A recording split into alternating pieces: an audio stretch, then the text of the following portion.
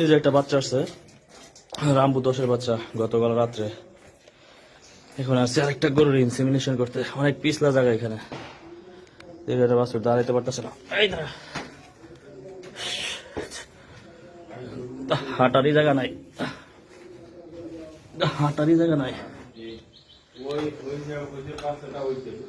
রামবু 10-এর একটা বাচ্চা আসছে।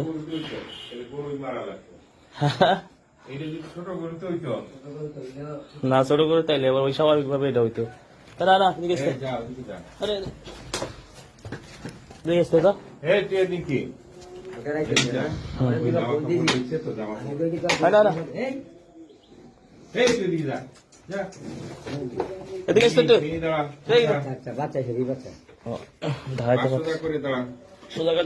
পিছলা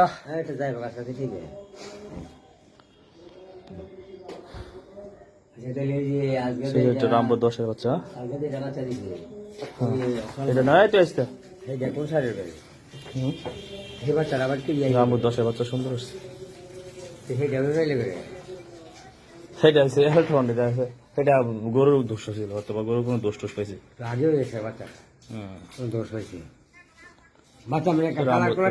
বাচ্চা দেখেন সুন্দর। আমাকে একটা গরুর তো ছোট বাচ্চা একেবারে। পাঁচশো টাকা করে দুধ খায়, দুধ খাওয়াইছেন? হ্যাঁ, সকালে দুধ খাওয়াইছি 3 লিটার, 3.5 লিটার, 4 লিটারও ধোয়া বোতলে করে খাওয়াইছি। রামবু 10-এর বাচ্চা, ওদিকে যাই, ওদিকে থাক। এটা ডেলিভারি করলেন কেমনে? আপনি নিজে কেমনে লো? আমি রাত্রে ঢাকা যাওয়ার গেছি 8টা 8:30, ওই সময় আমি দেখে গেছি যে লেজটা হালকা একটু উঁচু উঁচু করে, লক্ষণ আমি বুঝতে পারছি। সময় লাগবে এটাও বুঝলাম। তারপরে কয়ে গেলাম একটু দেখো, আমি আসছি প্রায় 12:20 এই সময় এসে দেখি গরু শুয়ে রয়েছে। গরু শুয়ে রয়েছে না, এমনি গাড়ি। রামবু 10-এর বাচ্চা, মুন্ডাটা নষ্ট ভাই, এরপরে 27.5% রামবু 10-এর বাচ্চা। যে একটু বইলাম, বসে আবার একটু বাইরেছি। এনে আসে লাইট মেরে দেখি যে পিছনের পা দেখা যায়, বুঝছেন?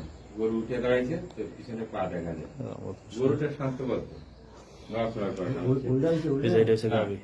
সামনে পা বেরিয়েছে। এরপরে রামবু 10-এর বাচ্চা, গাভীটা ছোট। হাত দিয়ে দেখলাম ঠিক আছে। আজকে দিবেন কোনটা রে? ওই যে ওইটা, ওই কালোটা। কালোটা?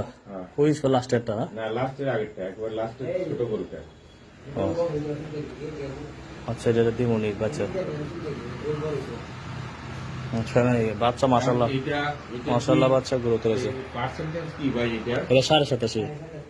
87.5 বেশি পার্সেন্টেজ হলে তো সমস্যা হয়।